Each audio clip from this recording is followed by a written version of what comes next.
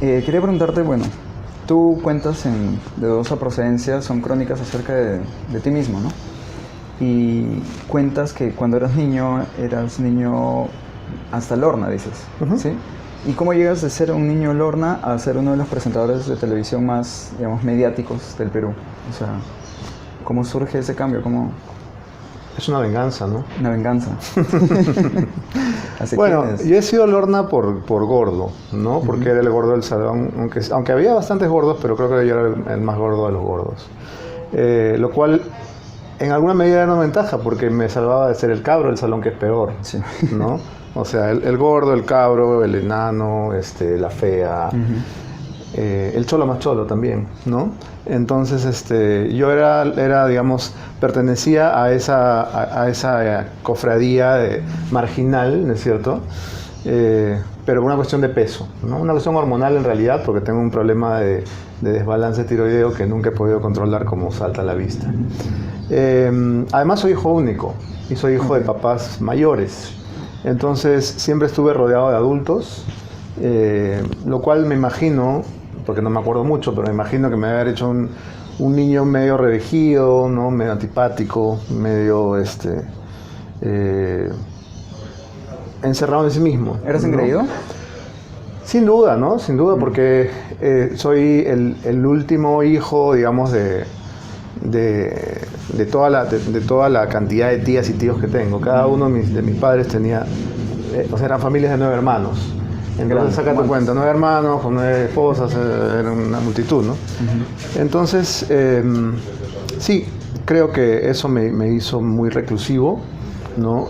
Jugaba mucho solo, siempre me costó trabajo jugar con los demás, porque cuando tú juegas, armas tu propio guión de tu juego en tu cabeza, entonces no socializaba con mis compañeritos de acuerdo a las anotaciones que mandaba la profesora del kinder en mi libreta, ¿no?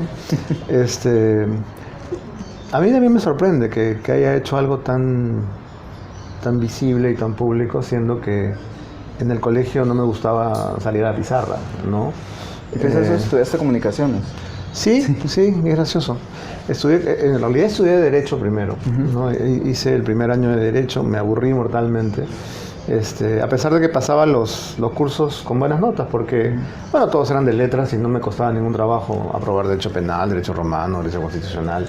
Dicho de paso, mi profesor de Constitucional era Paniagua, que era aburridísimo el pobre, me quedaba dormido en sus clases, pero era buena gente. Y veía con envidia a los alumnos de la facultad de enfrente, en la de Lima está Derecho frente a Comunicaciones, y yo, mientras tenía pues que aprenderme el código procesal, penal, ¿no? Cosas así tan densas, veía al frente a todos los hippies, pelos largos, cargando trípodes, ¿no? Y luces, y decía, qué chévere, yo quiero eso, ¿no? ¿Qué hago acá? Y hablé con mis papás y les dije, casi como una salida del closet, no quiero estudiar Derecho, quiero estudiar Periodismo. Y me dijeron, cuando acabes. ¿No? Porque ya me tenían, digamos que programado para ser abogado desde que nací o desde antes. Entonces, me cambié igual, ¿no? Simplemente me cambié a escondidas, pero me cambié, porque me estaba haciendo muy infeliz estudiar Derecho. ¿No llegaste a terminar Comunicaciones? No, tengo un problema con las cosas inconclusas, ¿no? Cambio de opinión muy rápido y dejo cosas a medias. Pero me salí de Derecho además por una cuestión de salud, porque tú sabes que cuando haces algo que te hace muy infeliz, te produce incluso malestar físico, ¿no? Y a mí estudiar Derecho me producía lo que los neurólogos llaman distonías neurovegetativas, o sea, migrañas, jaquecas, asma emotiva, problemas de estómago, úlcera, todo. Una vez que cambié de facultad, ya me sentí bien. Y bueno, fui muy feliz en la facultad en realidad, porque el tipo de cursos que llevaba me encantaban. Pues llevaba comunicación teatral, llevaba cursos de literatura, llevaba cursos de cine, estaba encantado, ¿no? ¿En ese tiempo tú ya escribías, o sea, por diversión, por pasión? Sí, escribo desde el cole. En realidad, mi manera de salir de la gris marginalidad de la que ya hemos hablado, fue dibujar, no escribir. Yo me aburría mucho en el colegio. Bueno, el aburrimiento ha sido un problema siempre. hasta ahora. Pero me aburría en las clases, especialmente en las clases de cursos que me parecían inútiles, como educación cívica, religión, formación laboral, ¿no? Cosas absurdas, pero para no aburrirme tanto, lo que hacía era dibujar. Entonces yo comenzaba los cuadernos por detrás, ¿no? Y empezaba a dibujarlos, ¿no? Y a veces los acababa de atrás para adelante, como los japoneses. Entonces, cuando salí del colegio yo pensé que me iba a dedicar a algo que tuviera que ver con dibujar. Arquitectura, ingeniería. Sí, o arte, ¿no? ¿Eres bueno en matemáticas? Pésimo. Pésimo. Pésimo, pésimo, infame. Infame, me pueden robar en el vuelto muy fácil porque nunca soy consciente de cuánto estoy gastando.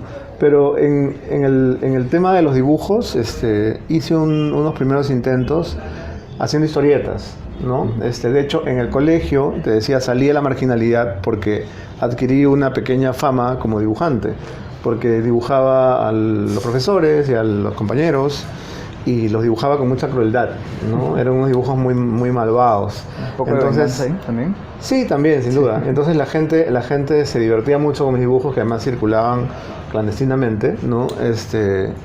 Y encontré que eso era una manera de, digamos, comunicarme con el resto de seres vivientes. Y empecé a dibujar. Alguna vez uno de mis dibujos acabó en un periódico mural, lo cual extendió mi fama hasta los otros salones y los otros turnos, porque teníamos también colegio en la tarde. Y digamos que entre tercero y quinto ya dejé de ser el gordo para ser el dibujante, ¿no? Que era mejor. Sí. Sí, claro. Entonces, en quinto de media se me ocurrió la idea de publicar una especie de revista, lo que ahora se llamaría fanzine, no sé. Bueno, ahora no, el fanzine es los 80. Sí. Pero en mi época tampoco había fanzines. Es decir, una revista editada de manera medio artesanal, Claro, sí. ¿no? Y sacando provecho de los recursos del propio colegio, ¿no? Porque en esa Como un época... Varguitas en el Leoncio Prado con sus novelitas. Bueno, salvando las distancias, pero Sí. no era, digamos, yo no quería publicar lo que yo hacía solamente, sino que juntamos a un grupo de gente que escribía o dibujaba o intentaba hacerlo, para publicar una revistita que era muy transgresora y muy irreverente y cuestionaba la autoridad de los curas en el colegio, ¿no? ¿Te volviste editor de una revista Sí, en secundaria? sí, pero el problema es que lo hicimos con papel del colegio, con material del colegio. En esa época no había impresoras láser, había una cosa que se llamaba mimeógrafo, ¿no? Y se imprimía con una cosa que se llamaba stencil. Entonces eran todos materiales muy rudimentarios que por supuesto yo no tenía plata de comprar. Entonces lo que hicimos fue sobornar al portero de noche del colegio. Wow. Y entramos a imprimirla entre gallos y medianoche y luego al día siguiente la repartimos a la salida. Y esto me costó la matrícula condicional, porque obviamente descubrieron muy fácil que los dibujos eran míos, que yo era un poco el autor intelectual y material. Citaron a mis papás y le dijeron que me iban a botar del colegio, porque en realidad eran muy faltosas las cosas que decía la revista en cuestión. Después de mucho rogar de mis padres para que no me expulsen, me conmutaron la pena a matrícula condicional, ¿no? Entonces yo me sentía monstruo, ¿no? Me sentía chévere, porque o sea, pasar de ser un lorna a ser un matrícula condicional, que es un digamos, un chico malo, ¿no? Sí. Un chico malo, un réprobo. Me encantó la cosa, ¿no? Obviamente no me botaron del colegio, acabé. Y fue prácticamente impune. Sí, fue impune y me significó mucha satisfacción, porque yo creo que ahí descubrí que quería ser un periodista. A pesar de que, sí, en algún momento lo había pensado, creo que de chico he jugado a ser reportero de televisión, corresponsal de guerra más exactamente, cosa que después fui en el CENEPA. Pero sí, podríamos decir que ese fue el nacimiento de mi vocación, ¿no?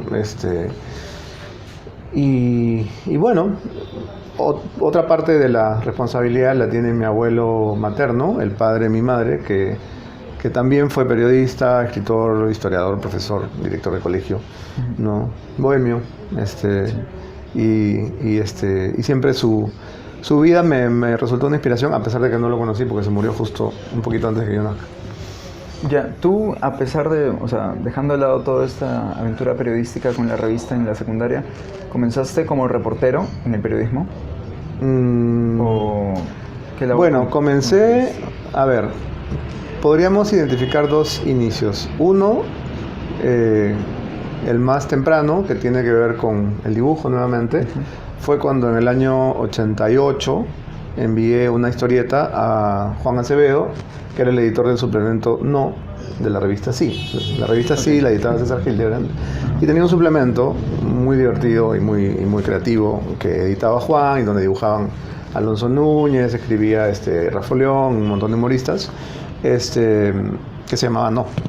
Y era humor político, pero también tenía una parte como de humor muy libre, ¿no? Muy hasta poético. Entonces hicieron un concurso de historieta y yo lo gané. Y lo gané con una tira cómica que era muy existencial y muy casi emo, ¿no? O sea, era un monólogo de un personaje que estaba en el micro. El dibujo era digamos, una especie de historieta al revés, porque los dibujos estaban dentro del globo donde normalmente va el texto y el texto estaba afuera. Sí. Entonces era como el texto hablaba en dibujo. Una pastrulada, pero les encantó, sí. Les gustó. Joven. Y sí, chibolazo, tenía que en el 88 tenía 20. Gracias. En ese momento estabas... Beso de mala matemática, tenía que estar restando. ¿Estabas en derecho en ese momento? Estaba en derecho en ese momento, correcto. Aunque, a ver, 88... No, ya no. Porque yo ingresé al 85, 86 estoy derecho, 87 no, ya estaba en comunicación.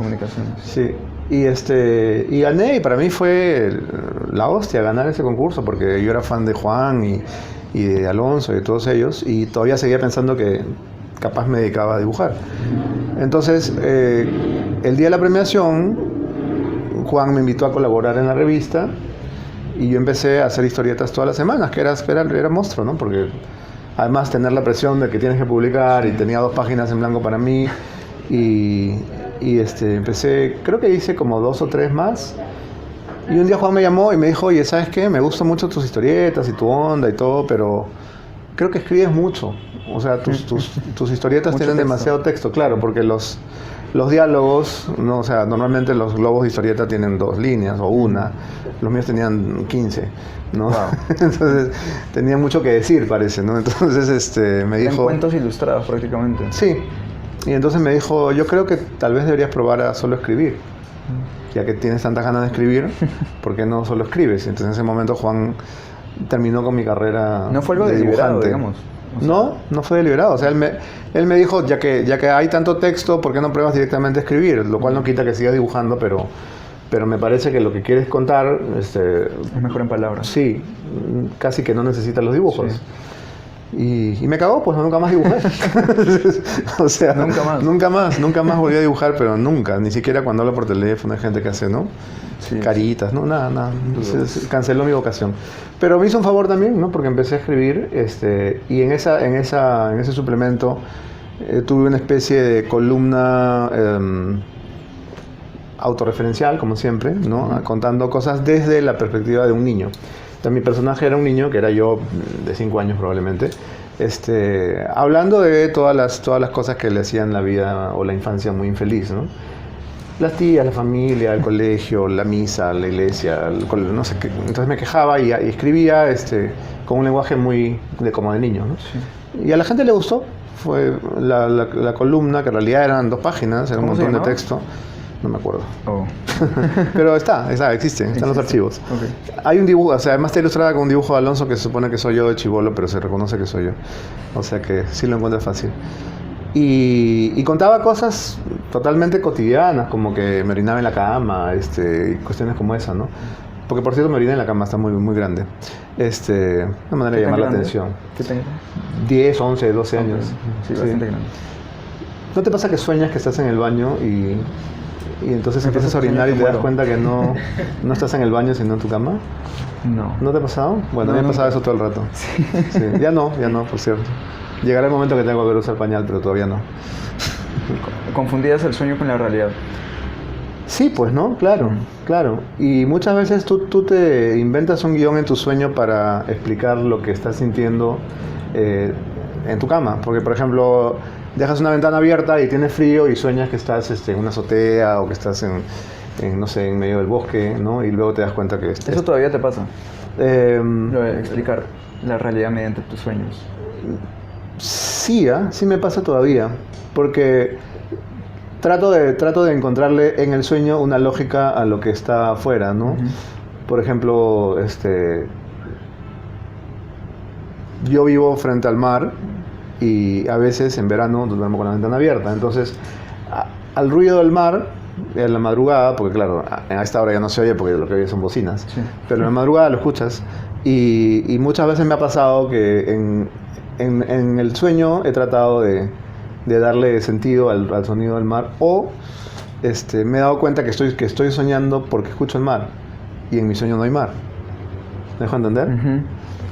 No me dejo entender. Sí, es como que existe una traspolación entre la realidad, el sonido del mar, Claro. y tu sueño. Claro, cuando no te pasa eso sí tiene que haberte pasado, que estás soñando y sabes que estás soñando. Sí, claro. ¿No? Sí, un sueño Entonces, lúcido. sí, si es un sueño bonito, no te quieres despertar y dices, no me quiero despertar, estoy soñando claramente. Estás soñando que, no sé, estás en un avión o estás en un lugar donde es improbable que suene el mar y suena el mar. Entonces eso me trae a la realidad, o sea, me hace saber que no es verdad, ¿no? Qué genial esto de los sueños, qué paja, de verdad. Hay un texto que tiene que ver con eso, el primero del libro. Ah, sí. Si no has leído, no está la tarea, chico. Lo he leído totalmente. Ya, mira, justamente de lo que te estoy hablando es de el saber que estás durmiendo en un lugar donde hay determinadas cosas. Mira, nos miramos largamente, extiende sus manos y las coloca sobre las mías a través del vidrio. Es mi mamá. Es uno de esos sueños en los que mientras sueñas, sabes perfectamente que estás soñando, pero te sientes tan feliz que no te importa. Es uno de esos sueños en los que ruegas no despertar. Pero una parte de mí ya está despierta porque escucho a lo lejos el rumor de las olas. Y en mi sueño no hay mar. Es el mar que revienta allá abajo, a pocos metros del lugar en el que duermo. Es amargo saber que nada es real. Pero la alegría que el sueño me produce es de verdad. Son esos dos planos, ¿no? Sí.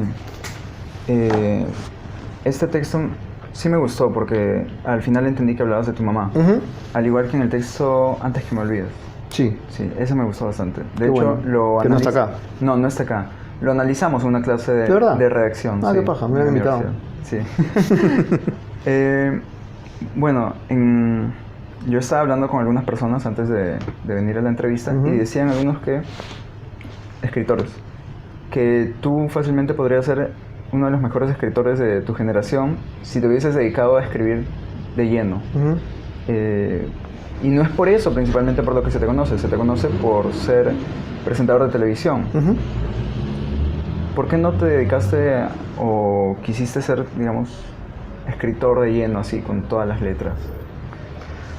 Lucho Hernández decía, yo hubiera sido premio Nobel de Física, pero el mar, las cervezas, ¿no? La playa, los parques y un amor me lo impidieron. Uh-huh. Y también decía, cuando quiero escribir algo, no lo hago, porque el mar, las cervezas, el parque, los amigos y un amor me pretextan hacia la vagancia. Primero, soy muy vago. Segundo, si yo me hubiera dedicado al 100% a escribir, sería un muerto de hambre. Totalmente. Como casi toda la gente Sí. que se dedica solamente a escribir. Y yo soy un gozador, soy un bon vivant. Me gusta la buena vida. Me gusta viajar, me gusta cuando se acerca el fin de año, decir, agarrar un mapa y decir, voy acá, voy a Madagascar, voy a Budapest, voy a Estambul, voy donde me dé la gana.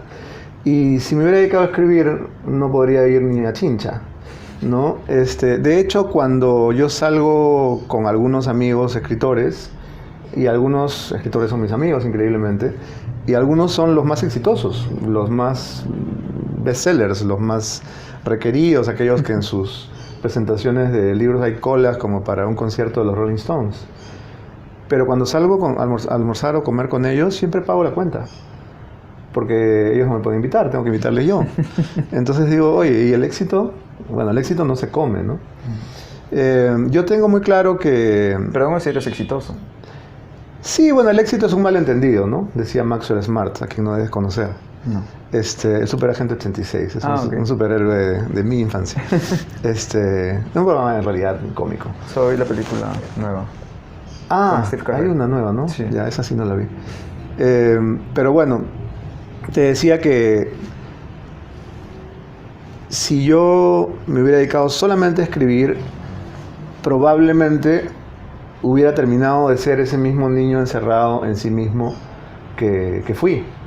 Y creo que el dedicarme al periodismo me permitió relacionarme con los demás, ¿no? Y no estarme mirando el ombligo todo el tiempo, a pesar de que cuando lo escribo todavía lo hago. Pero conocer, qué sé yo, un día un presidente, otro día un asesino en serie, otro día un terrorista de Sendero Luminoso, otro día a Susy Díaz. Y eso me dio, no solamente me amplió la mirada y me permitió conocer realidades distintas, sino que me dio cosas para contar. Yo siento que hay demasiada gente escribiendo y hay mucha gente que está escribiendo que debería estar leyendo y no escribiendo, porque no todos tenemos algo para contar, ¿no? No todos tenemos algo nuevo o original que decir. Y dentro de todos estos libros que nos rodean hay un montón de árboles que han muerto en vano, ¿no? Porque no todo debe ser publicado. Yo creo que uno debe sentarse a escribir cuando hay una historia dentro de ti que pugna por salir, como un alien, ¿no? Que ya no puede más, que necesita salir y que tú necesitas sacarte de encima porque ya te pesa, te duele, te hace daño. Y en ese momento hay que escribir, ¿no? Escribir no es un hobby, no es un pasatiempo, no creo que sea un medio de vida, en todo caso en Perú no lo es, claramente. Y sí me torturo mucho pensando en lo que podría haber escrito y no escrito todavía, ¿no? No quiero decir que con esto que no me justifico diciendo, qué chévere, que solo me dediqué a la tele y viví bien y a fin, ¿no? Porque tengo muy claro que la televisión es efímera, ¿no? La televisión para mí es un medio fantástico para expresarme, para mostrar realidades, para denunciar cosas, para opinar, para conocer a otra gente, para que otra gente conozca a otra gente. Pero es efímera, ¿no? Y es tan efímera que yo tengo 30 años en televisión, los cumplo este año, sí. Y no tengo en mi casa una sola grabación de una sola cosa que haya hecho en tele. ¿Se te es fácil olvidar el pasado? Sí. Me es más fácil olvidar el presente porque tengo problemas de memoria reciente. O sea, okay. Sí, si me preguntas qué desayuné, de repente no me acuerdo muy bien, pero sí me acuerdo lo que hacía cuando era niño. Entonces, creo que el pasado es importante, ¿no? Es importante sobre todo para un escritor, sí. ¿No? Es una materia prima. Sí, sí. Y Lucho Freire, que es un estupendo humorista, también escritor, en una dedicatoria de su libro, cuando yo todavía era un chibolo de 20 años, me puso para Beto Ortiz autobiógrafo prematuro. Y todavía tengo el libro porque tuvo razón, en realidad. Yo tenía 20 años y estaba escribiendo sobre mí mismo, ¿no? Y se supone que eso es algo que haces a los 60, no a los 20. ¿Lo has vivido? Claro, sí. Confieso que he vivido. Pero yo lo venía haciendo desde chibolo. En realidad, creo que soy una especie de periodista nato y necesito contar lo que he experimentado, ¿no? Necesito hablar de lo que yo sé. No podría, como García Márquez, inventarme un país imaginario y un mundo imaginario y seres que nacen con cola de chancho. No puedo, no tengo imaginación para eso. Pero es no ficción. ¿Qué es la no ficción? Es un término... La realidad, ¿no? Claro, sí. Más bien, ¿no? Sí. Es como digamos que la no delgadez es la gordura, ¿no? La gordura. Es una manera de definir un poco tonta. Pero, claro, también dicen la autoficción, que es peor todavía, ¿no? Porque no tiene sentido decir autoficción, porque en el momento que tú escribes ya estás ficcionando. Unas memorias son ficción, porque tú no te acuerdas, no te puedes acordar todo, ¿no? Yo nací en una clínica, ¿cómo sabes? No te acuerdas, ¿no? Entonces ya es un poco ficción, ya es lo que te contaron, ¿no? Sí. Y además uno recuerda lo que le conviene, pues, ¿no? O sea, recuerdas lo muy bueno y lo muy malo, ¿no? Y en el medio hay un montón de sucesos mediocres que olvidas. Si te pones a escribir, muy probablemente vas a empezar a inventar. No es la realidad, es una construcción. Sí, claro, es... las memorias en realidad son 50% o más inventado, ¿no? ¿Te has planteado tú escribir tus memorias? Las estoy escribiendo siempre. Siempre. Sí, todo el aparte de tiempo. las columnas. Es que las columnas también son memorias, ¿no? Sí. Sí, no, digamos, no me atrae tanto, por ejemplo, escribir columnas de opinión, porque nuevamente siento que hay demasiada gente opinando desde no sé qué torre de marfil, y me desespera un poco sentir que hago lo mismo que todos hacen, porque, a ver, cuando hago entrevistas políticas, hago el ejercicio de mirar en todos los canales cuántas veces han entrevistado a la persona que yo voy a entrevistar. Hoy. O sea, viene la noche Techito Bruce y prendo la tele en la mañana y lo están entrevistando. Prendo la tele, el canal en el mediodía y lo están entrevistando. Prendo RPP y lo están entrevistando en la tarde y en Ampliación de Noticias y después en el canal de noticias de ATV+. Sí. Y entonces digo, ¿ya para qué lo entrevistan? Vive entrevistado. El señor duerme con el micrófono puesto, duerme maquillado. ¿Por qué lo sigo entrevistando? ¿No? O sea, ¿qué más le puedo sacar? Es un poco desesperante. Y con las columnas pasa lo mismo, ¿no? Pasa lo de, no sé, Tía María y tienes todos 50 tipos opinando sobre lo que debería hacerse y qué sé yo que debería hacerse. ¿Quién soy yo para decir? Me aburre, ¿no? O sea, me parece que además a nadie le importa, a nadie lee. El presidente no va a hacer lo que tú sugieres en tu columna. Es una tontería. Es una pérdida de tiempo, en serio. Tú has dicho hace un rato que eras flojo. Sí. Pero a la vez tienes un montón de programas en tu historial. O sea, ¿cómo funciona Mi historial, eso? eso suena como, ¿no? Como el currículum de una prostituta, ¿no? Mi historial. Bueno, tengo un historial de programas porque tengo un montón de años haciendo tele. Pues en 30 años he hecho 16 programas. He conducido 16 programas. Algunos de los cuales los he dirigido, otros no. Pero nuevamente tiene que ver con el tema del aburrimiento. Si yo fuera Federico Salazar, me hubiera quedado mi noticiero de la mañana y seguiría durante 20 por años. los siglos de los siglos ahí y cobraría bien, viviría bien, solamente tendría que dormir mal, pero para mí dormir es importantísimo. Es una cosa más importante del mundo. Claro. O sea, esos 3 años que hice noticiero de mañana y entrevista política fueron difíciles. Me sentí que trabajaba como un llenador de techo, de verdad, porque me tenía que levantar a veces a las 3:30, 4 de la mañana, porque me acostaba a las 9 y no sabía quién venía al día siguiente, porque todavía los productores estaban llamando y qué sé yo, no duerme, ya te avisamos. Entonces ponía la alarma, me despertaba a 3 o 3:30, que es una hora inhumana, y veía mi teléfono y me decían, ya viene Ollantumala. Y ahí estás en la campaña 2011 y es wow. el invitado más importante o el segundo. Y tengo que preparar una entrevista a esa hora, ¿no? O sea, ponerme a leer, ponerme a escribir preguntas y todo para llegar. Sí, para llegar al canal a las 5, 5:30. O sea, era de verdad muy cruel, ¿no? Muy exigente.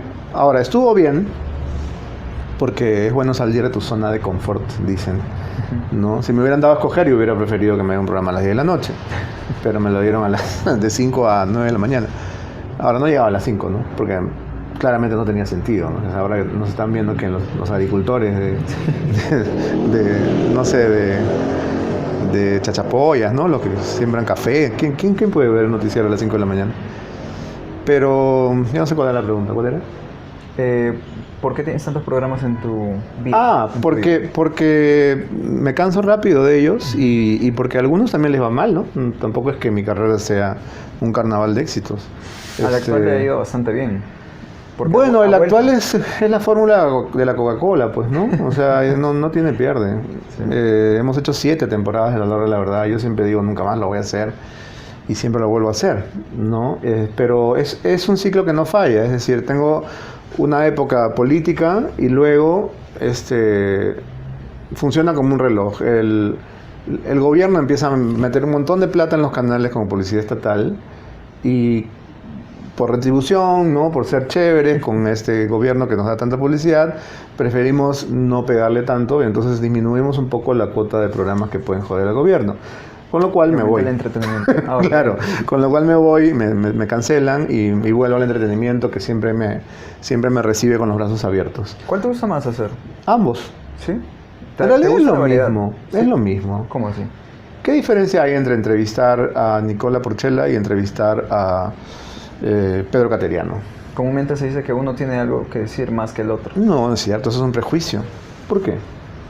Yo creo que Nicola Porchela debe haber tenido una vida sexual más divertida que Cateriano. Asumo que sí, totalmente. De todas maneras, Sí. ¿no? Solamente basta con ver las fotos.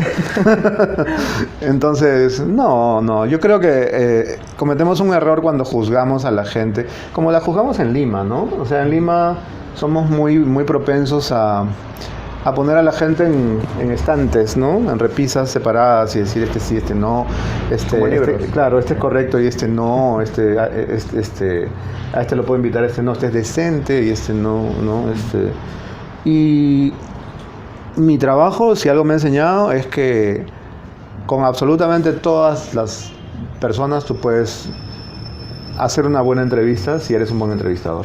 Entonces Entonces no depende del entrevistado. Es cierto que hay entrevistados que son geniales, divertidos, cague de risa, pero si tú sientas a una persona X al que pase primero por la puerta y le haces una mala entrevista es porque eres un mal entrevistador, porque todos tienen una historia, todos tienen algo que contar.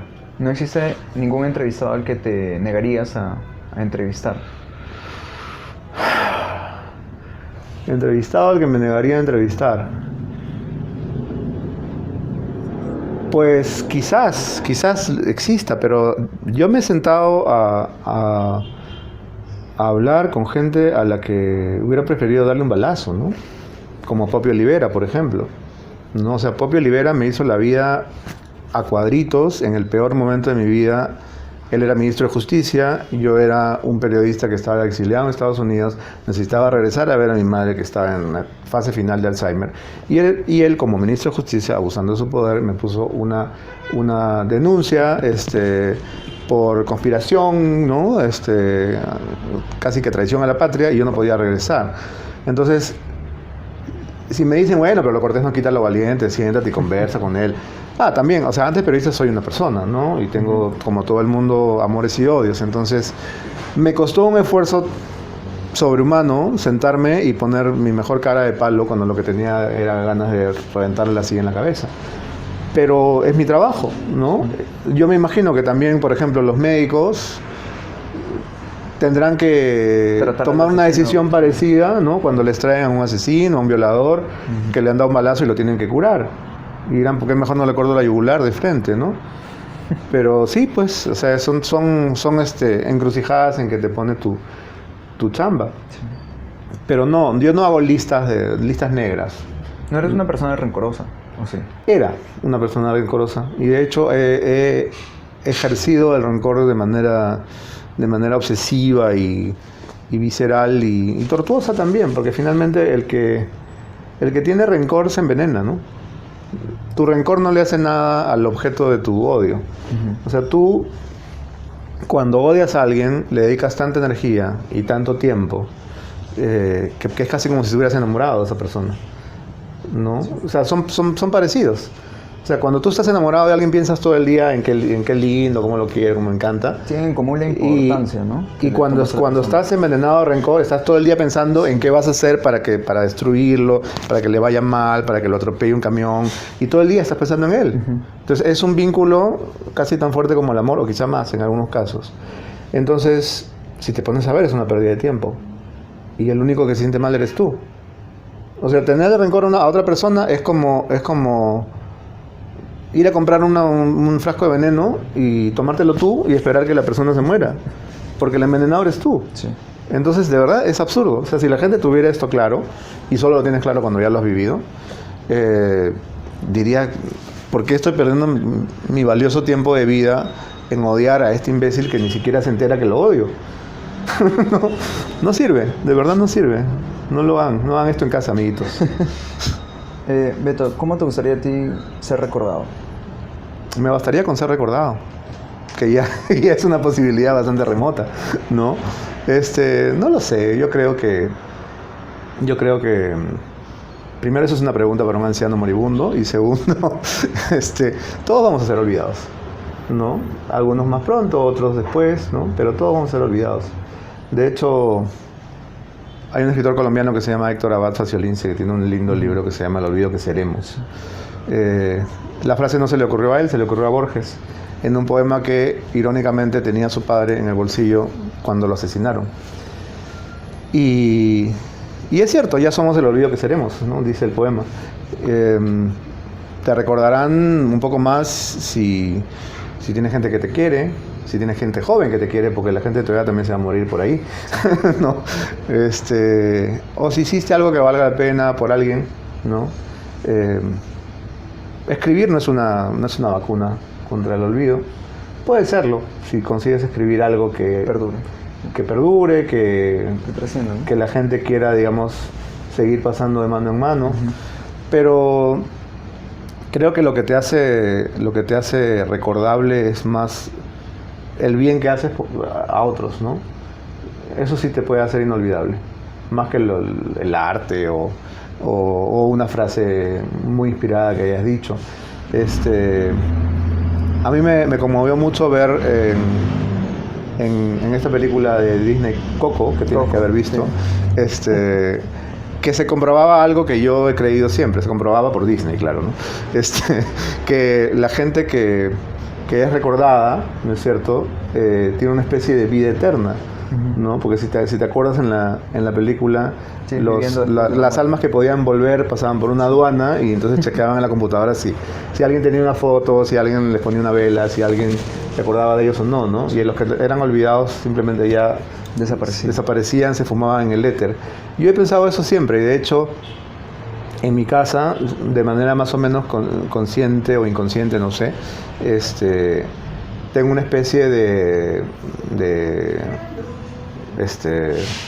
Salón de la Fama o altar de la gente que más quiero y que se murió, ¿no? Entonces primero era solamente mi madre, pero luego han empezado a aparecer otros que son amigos, que son gente querida, que son incluso escritores que admiro y que me hubiera gustado conocer, no los conozco por lo que escribieron. Pero sí creo que es bonito eso, ¿no? Es bonito que las personas que se van dejen algo y todos aspiramos a eso, ¿no? Pero decir cómo quiero ser recordado creo que más que decirlo sería intentar hacer algo, ¿no? Hacer algo que valga la pena recordar, ¿no? Muchas gracias, Beto, Gracias a ti. por la entrevista, por la conversación. Chévere.